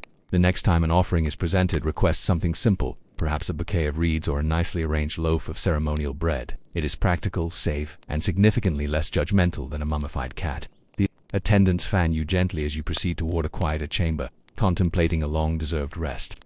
The palace hums softly with the energy of preparation, devotion, and the gentle chaos of life under a pharaoh's rule. You pause for a moment, breathing in the warm air, filled with incense, dust, and the faintly absurd reminders that being divine is exhausting, ridiculous, and infinitely entertaining. For a brief, perfect moment, the court, the priests, the generals, the Nile, and the endless sand all fade into background hums. You sit, appreciating the surreal privilege of your position. You are a god, a ruler, a slightly drowsy human overseeing eternity in the life of a pharaoh, with all its ridiculous offerings, endless petitions, and perpetual sand, is, as always, remarkable. Finally, at last, you are granted a break, a small mercy in the endless parade of gold, sand, petitions, and mummified cats. The attendants, sensing your divinely weary aura, usher you with ceremonious urgency toward the royal bathhouse. The corridor is lined with polished limestone, glinting faintly in the sunlight, and every step echoes with the soft murmur of expectation. Here walks a pharaoh, god-king, micromanager of eternity, and now, briefly, a man in need of relaxation. The bathhouse is magnificent. Naturally, marble floors, mosaic walls depicting scenes of both heroic conquest and minor animal mischief, and pools of water so clear they might have been drawn directly from the Nile itself, though one suspects a considerable amount of magical intervention. As well, you step forward, sandals leaving faint impressions in the dust that seems to cling to your every move, and the attendants begin their work with practiced precision. They light incense, the smoke curling in lazy spirals that scent the air with sandalwood and faintly exotic herbs. You inhale, allowing the fragrance to settle in your mind like a gentle fog, softening the rough edges of 3 hours of court and 3 hours of parade dust inhalation. One attendant kneels at your feet, another at your shoulders, and soon you are surrounded by a small army devoted entirely to ensuring your comfort, your appearance, and your fragile dignity. A soft murmur begins as attendants hum praises, a melodic, droning harmony intended to calm your spirit and remind you, subtly, of the divine nature of your existence. You close your eyes, reclining into the pool, letting the warm water cradle you. Every muscle releases tension you didn't even realize you had been carrying. And for a brief, shining moment, you are not the ruler of Egypt, not a god. Not even someone who will have to navigate a chariot through a fish market in a few hours. For a moment, you are simply human. And then, someone decides it is the perfect time to read aloud the latest tax reports. At first, it is subtle, a murmured number here, a percentage there. You lift an eye lazily, imagining the scribe standing over the water, papyrus in hand, reading about grain allocations, labor duties, and oddly specific fines for minor livestock infractions. You breathe deeply, trying to maintain the divine composure that your attendants, admirers, and the entire kingdom expect. Relaxation, the scribe says cheerfully, glancing at you. For your enjoyment, Majesty.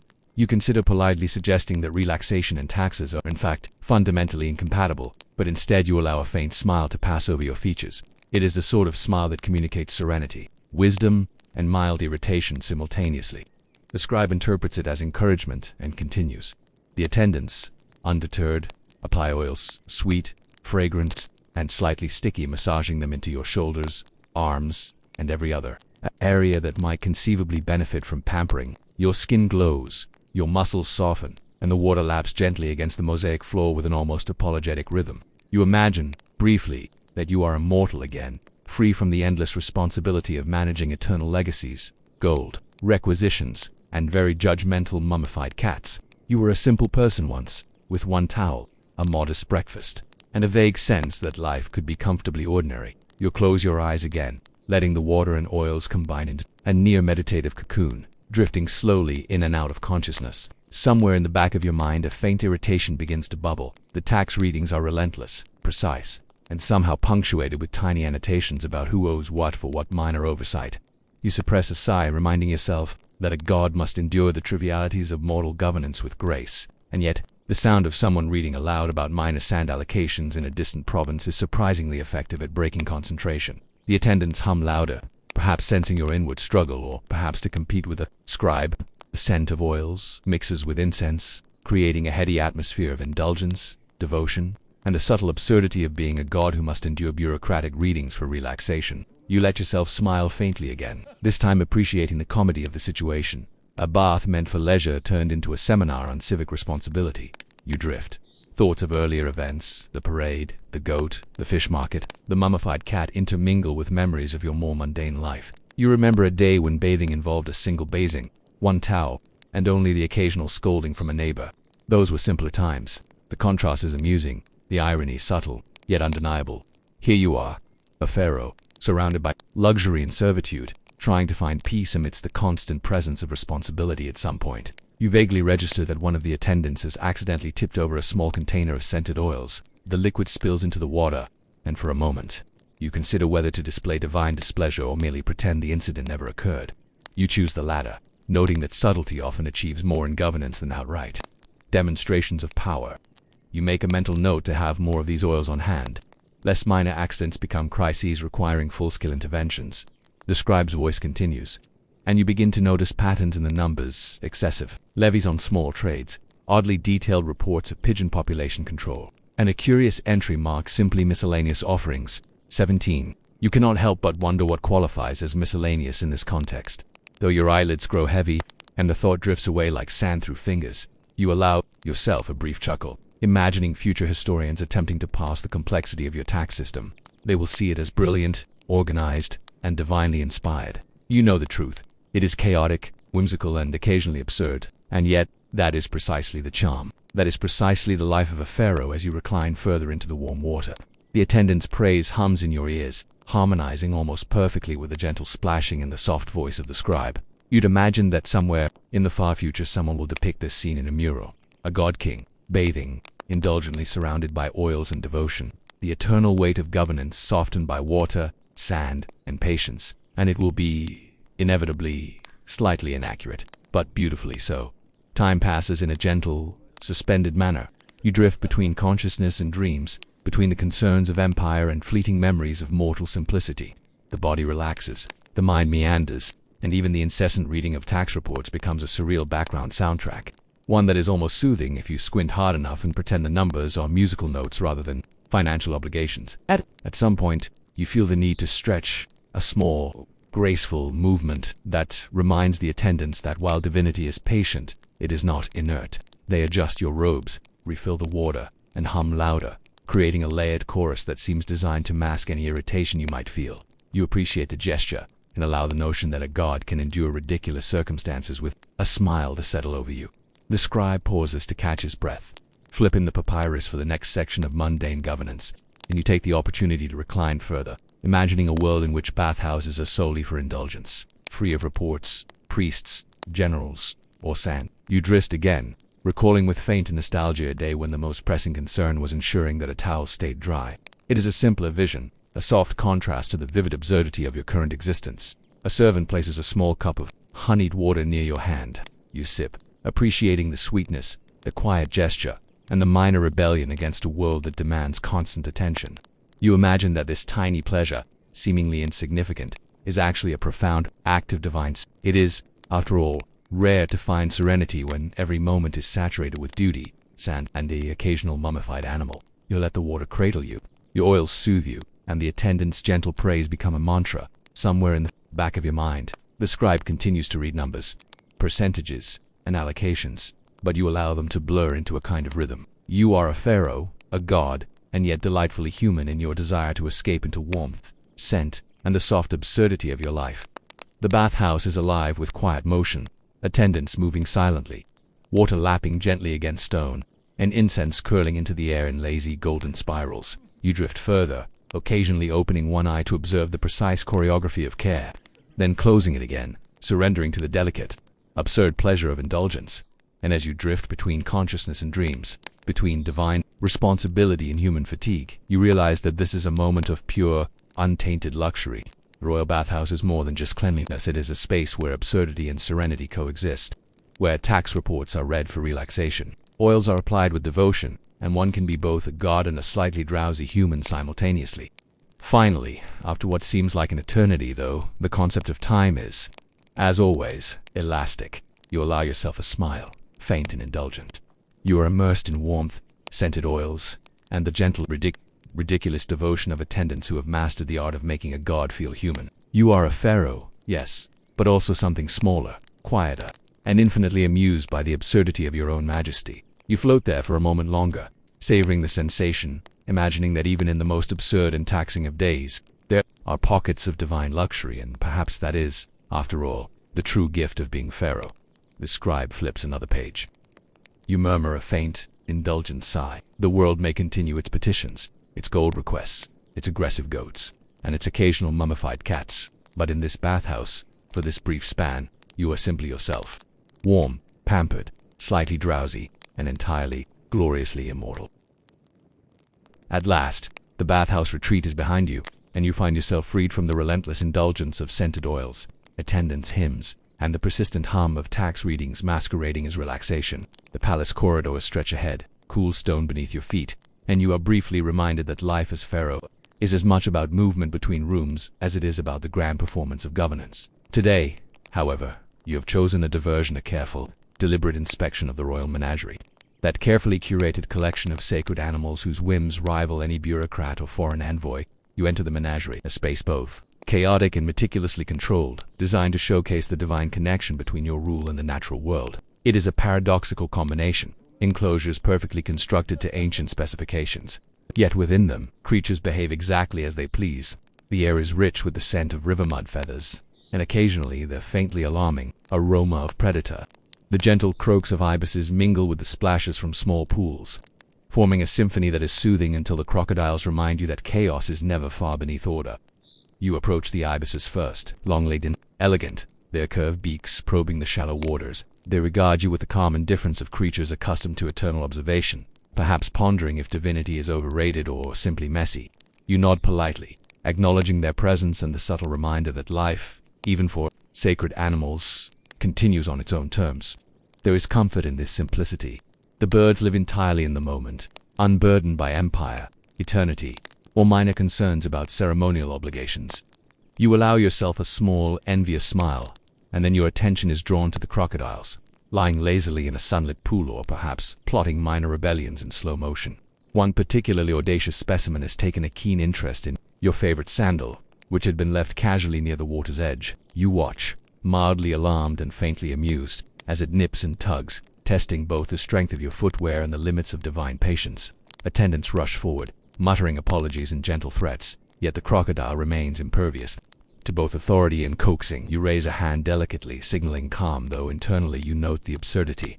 Even creatures of ancient primal power feel entitled to small acts of mischief when in the presence of a god. The monkey, in contrast, is a study in chaos dressed in fur, opinionated, clever, and possessing a distinct sense of humor. It has taken to pilfering minor treasures from display cases, shifting small statuettes, and occasionally tossing a bauble or two in your direction. You sigh, a sound that carries both exasperation and faint amusement. Attendants scurry in all directions, attempting to retrieve scattered items and restore order, but the monkey remains one step ahead, perfectly aware of its cleverness and subtly proud of the tiny disruptions it causes.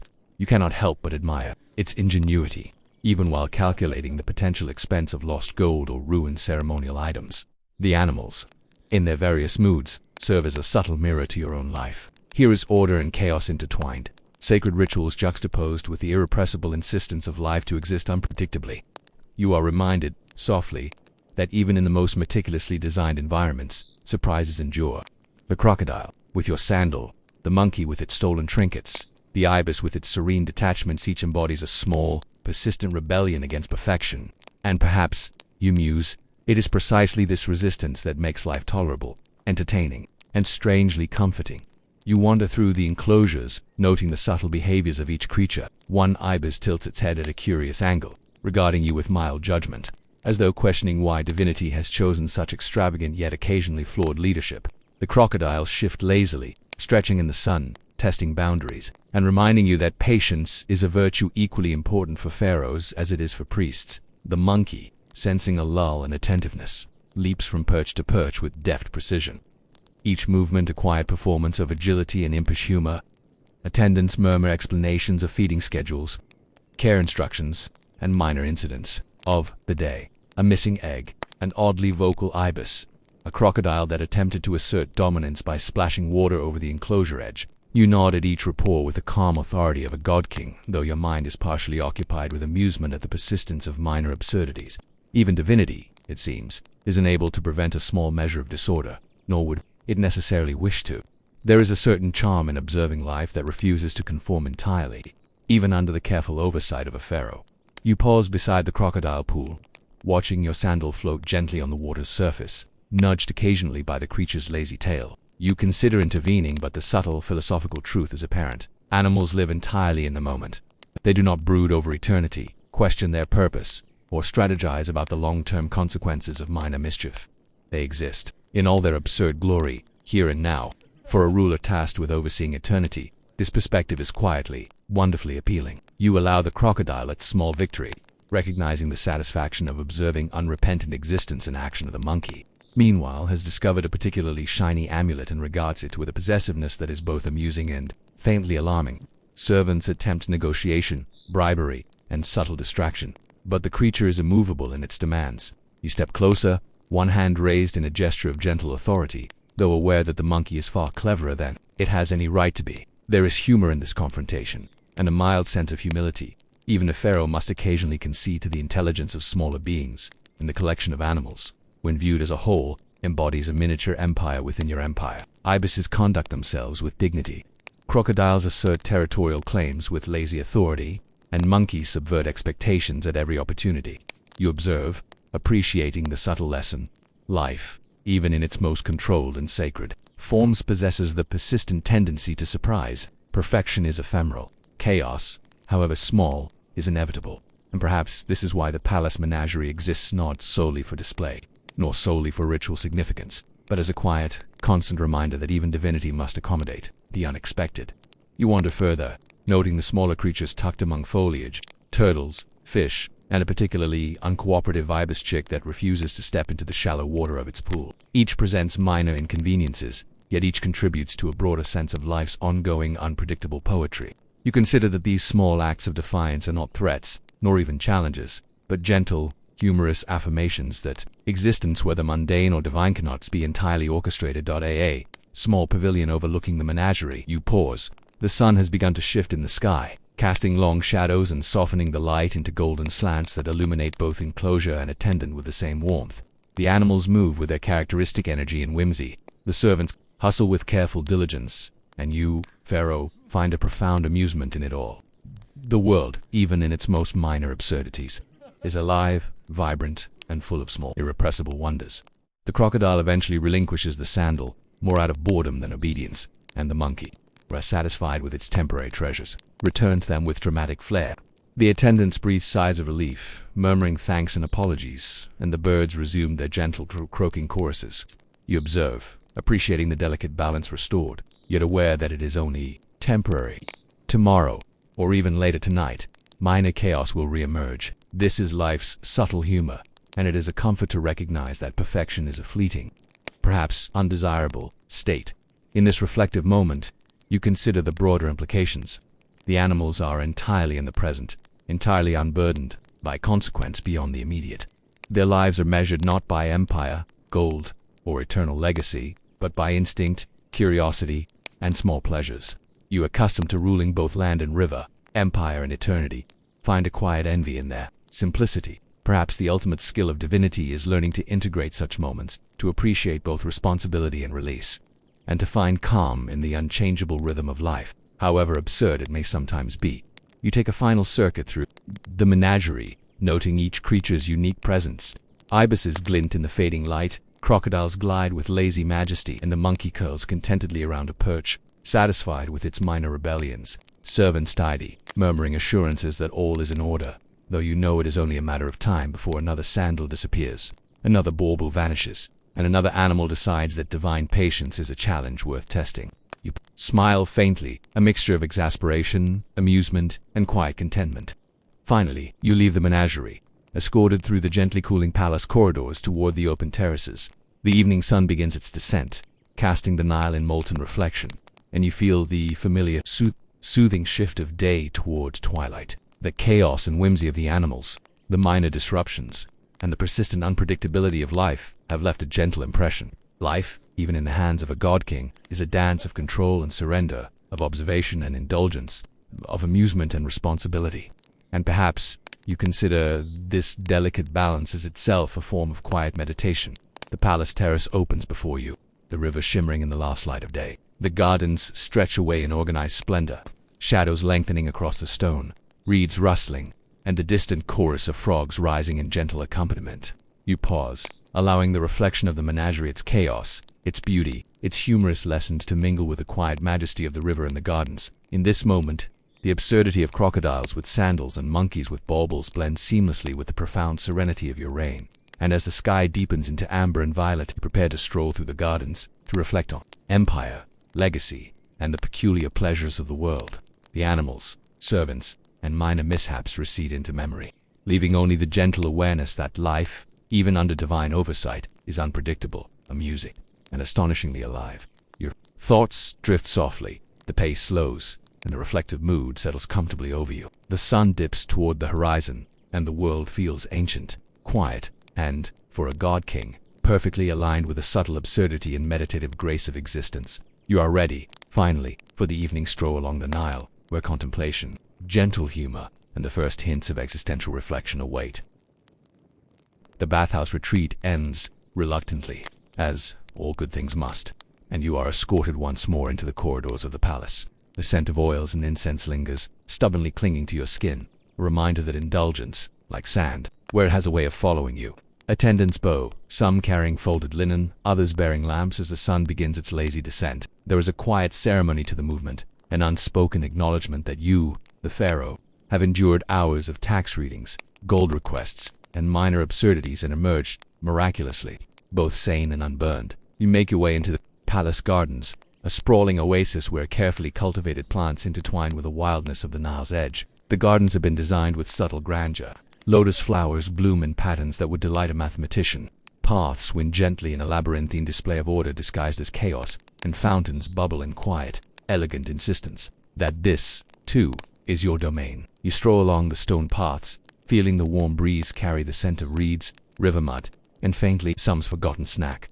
The sun is a molten disk dipping slowly into the Nile, casting elongated shadows across the water and painting the sky in hues of gold, amber, and faintly pretentious pink. You pause to watch, allowing the light to play across your features, imagining that the entire scene is staged entirely for your benefit, which, in fairness, it largely is. The river shimmers like a river of molten glass, reflecting both the sky above and your own reflection, which you regard with a mixture of admiration, amusement, and mild fatigue. In this light, it is easy to reflect, as pharaohs are wont to do. You think of your empire, sprawling along the life-giving Nile, its pyramids reaching toward eternity, its people bustling, laboring, occasionally rebelling in ways that are both minor and absurdly inconvenient. You ponder the legacy you are, building grand temples, labyrinthine tombs, and the occasional cleverly placed sand trap to remind the mortal populace that even divine authority comes with a hint of whimsy. Your eyes drift over the gardens, noting the perfectly arranged rows of papyrus, the meticulously pruned date palms, and the distant figures of attendants performing minor duties with disciplined, almost comical precision. The symmetry of it all is soothing, though it also reminds you of the vast machinery required to maintain the illusion that everything is effortless. You smile faintly at the irony. A god, feared and admired, marveling at human precision while secretly wishing for a single unscheduled nap. As you continue, your stroll of frogs begin their nightly chorus. The sound rises softly from the banks of the Nile, a gentle, persistent symphony that is both hypnotic and slightly off-key. Their croaks echo across the water, blending with the murmuring reeds and the occasional splash of a fish leaping to catch an evening insect. You consider the subtle wisdom of the frogs. They accept their roles, they perform them enthusiastically, and they never demand gold or additional soldiers. A quiet envy stirs in your chest, though it is immediately tempered by the awareness that envy is a decidedly human emotion. And humans, you have learned, are occasionally tiresome. The scene encourages reflection. You think of your life as pharaoh, the incredible, dizzying combination of luxury, responsibility, absurdity, and occasional minor disasters. You recall the early mornings of ritual, the relentless processions through dust-choked streets, the bizarre offerings of mummified animals, and the endless bureaucracy of your empire. And yet, all of it, when viewed from this soft, golden light, it seems not merely tolerable but profoundly significant. It is a life that defies both simplicity and ordinary expectation, a life that is, in its own peculiar way, magnificent. Your gaze drifts to the Nile itself, that eternal, serpentine artery of civilization. The river moves with a calm authority, indifferent to petty squabbles and the occasional aggressive goat, carrying both life and sediment with tireless consistency. You imagine the generations that have lived and died along its banks, the merchants, the farmers, the priests, and yes, even the occasional tax collector who has underestimated the patience of a pharaoh. All of it flows into this single, quiet, a moment where the sun is descending and the world feels vast, ancient, and perfectly ordered in its own chaotic way.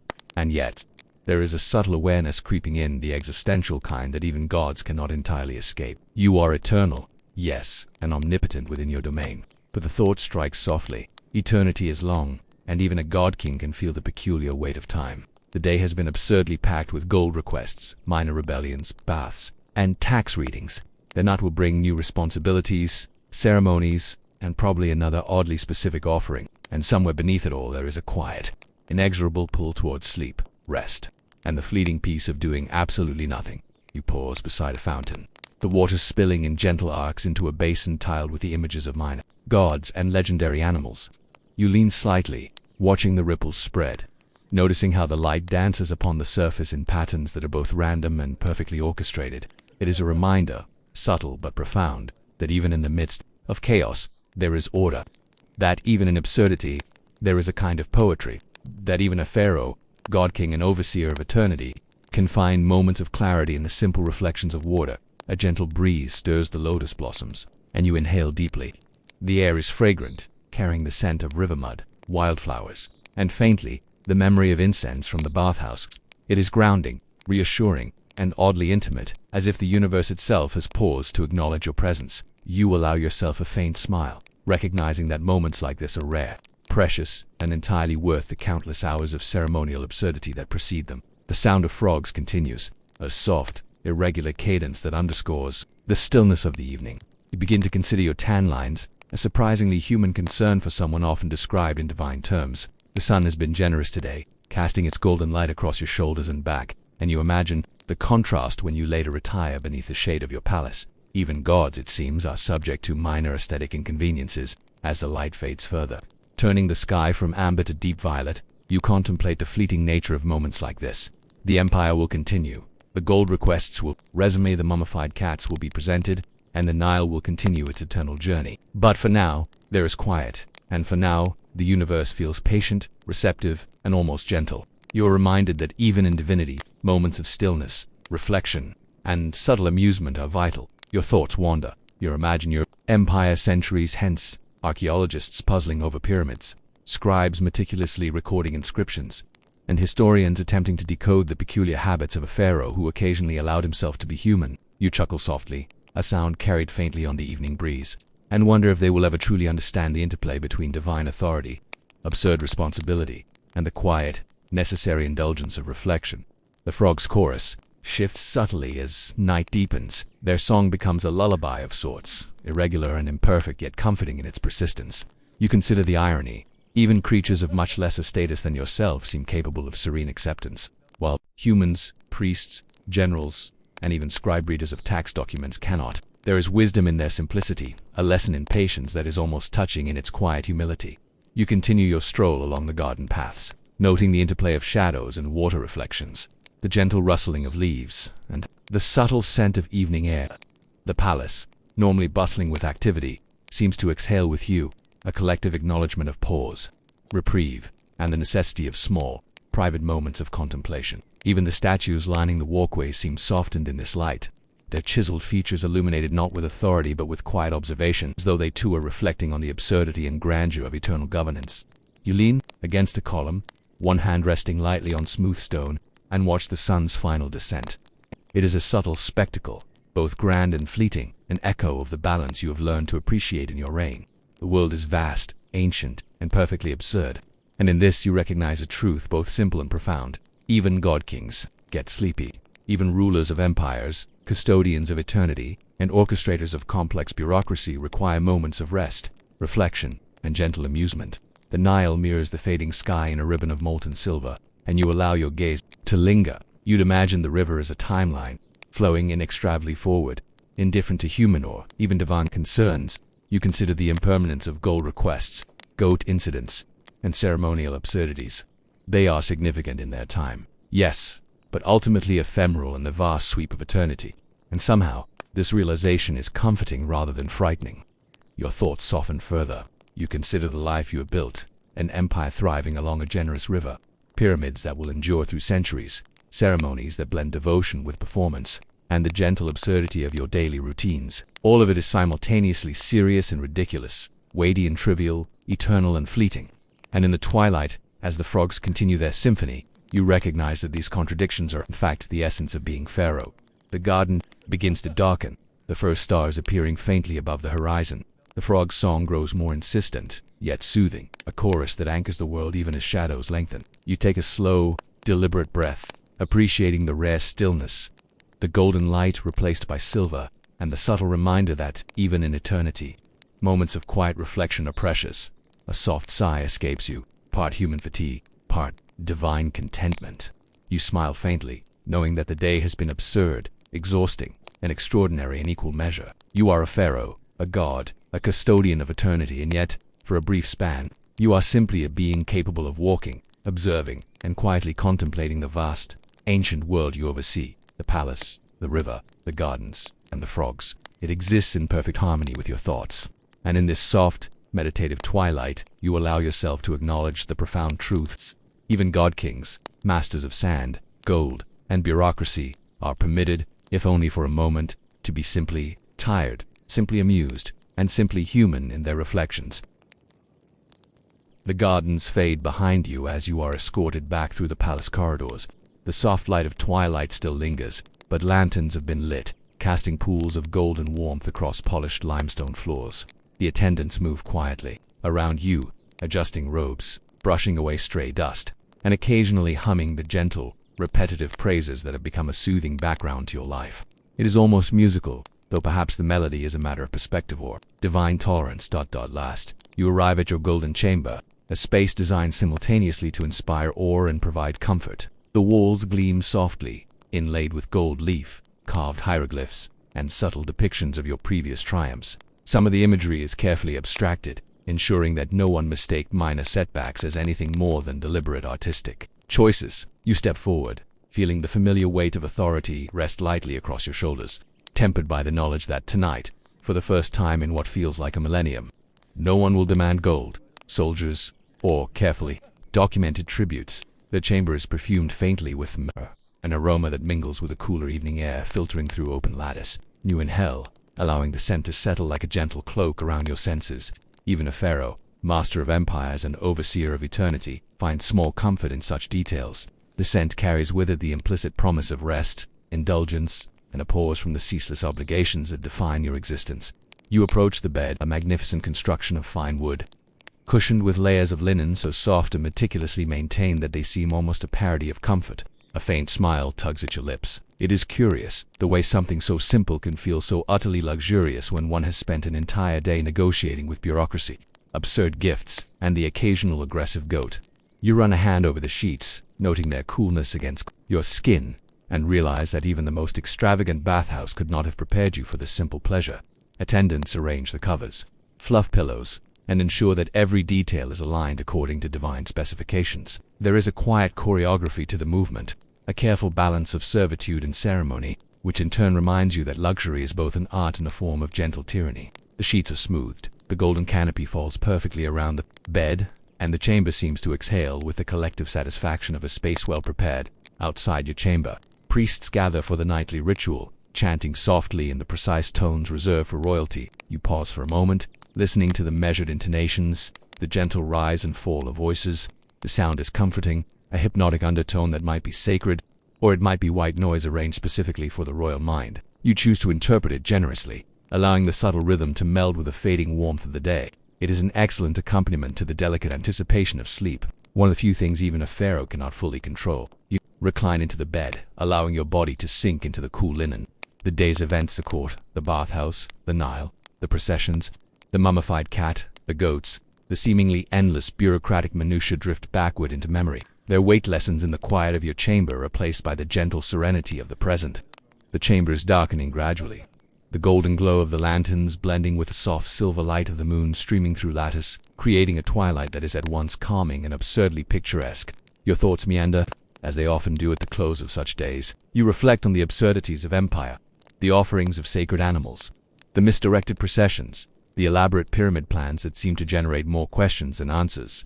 And yet, in this quiet, reflective space, you recognize the small humor embedded in every divine responsibility. The chaos is less pressing here, cushioned by the luxury of sheets, the fragrance of myrrh, and the subtle reassurance that, for the moment, no one is plotting taxes or debating whether the Nile should be flattered with poetry. You close your eyes, allowing the gentle rhythm of your breath to synchronize with the distant cadence of priests and the soft rustle of evening air through the palace lattice. Even as a god, even as a ruler of empires, there is relief in this pause.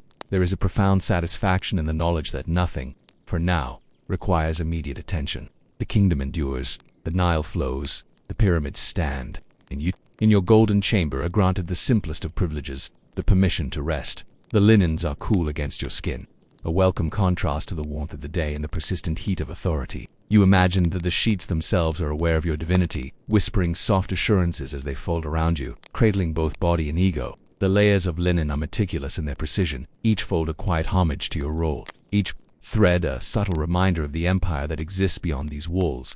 Outside, the chants continue a gentle, continuous presence. You recognize a sacred intent but allow yourself to treat them as ambient sound, a carefully curated backdrop for the final moments of wakefulness. It is a luxury of perspective. You are both participant and observer, immersed in divine ceremony, while simultaneously appreciating the humor and slight absurdity of being gently lulled to rest by a meticulously coordinated song.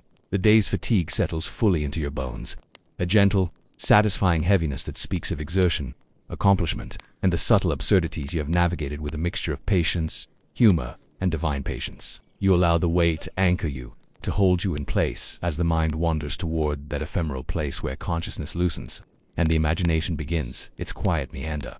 In these moments you recall with faint amusement the procession through the city, the minor goat incidents, and the mummified cat, all seeming now like distant echoes in the grand symphony of the day. They were significant, pressing, and sometimes absurdly inconvenient, yet here they fade into gentle memory, softened by the warm linen and the scent of myrrh. You acknowledge them with the lightest smile, knowing that even the greatest responsibilities can be revisited in dreams, where consequences are negotiable and the absurd becomes charmingly manageable. You shift slightly, adjusting the linens, feeling the precise weight of the golden canopy fall across your shoulders. The chamber is perfectly arranged, the pillows exactly where you prefer, and the air carries the faintest coolness that signals both night and calm. The subtle dance of light and shadow on the walls creates a soft, almost theatrical backdrop, underscoring the duality of your existence, God-king by day, quietly human by night, entirely enveloped in luxury yet lightly amused by the meticulous artifice that sustains it. Thoughts begin to drift further, untethered from the demands of empire. You imagine a simple riverbank, where the frogs sing, the Nile flows, and even the most absurd incidents of daily rule are replaced by a gentle, indifferent rhythm of water, air, and sky. You recall the bathhouse, the gardens, the fleeting serenity of twilight, and realize that these small indulgences, meticulously orchestrated and carefully maintained, are the true privileges of divinity. Moments of quiet reflection, amusement, and gentle escape. The mind begins to loosen, allowing the weight of eternity to settle with mild amusement rather than existential pressure. You feel the subtle release of both awareness and tension, as though the empire itself has granted you a temporary truce. It is a rare and delicate gift, a space in which power exists, yet does not intrude. Responsibility is present, yet muted, and the mind can wander through quiet reverie, softly amused by its own absurdities. You imagine, briefly, the first moments of sleep, a drifting sensation, a surrender to warmth, the faint echo of distant chants, and the comforting certainty that the world outside your chamber continues without urgent demand. The golden walls seem to lean in protectively, the linens fold themselves tenderly around your body, and the air, rich with myrrh and moonlight, wraps you in a quiet serenity that is both absurd and profoundly satisfying. Your eyes, heavy and fluttering, trace the intricate patterns of light on the canopy one last time. The day, in all its chaos, absurdity, and marvel, is complete. You recognize the strange, delicate joy of having been sovereign of an empire, participant in the absurd, and witness to the ongoing comedy of existence, while simultaneously surrendering to the universal truth that even pharaohs, god-kings of empires, must rest.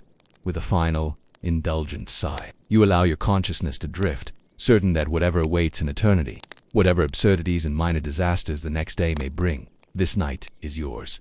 The linen cradles, the moonlight illuminates your reflection, and the faint chants outside become a gentle, continuous lullaby. Sleep now, Pharaoh. Tomorrow, you can conquer the sun again.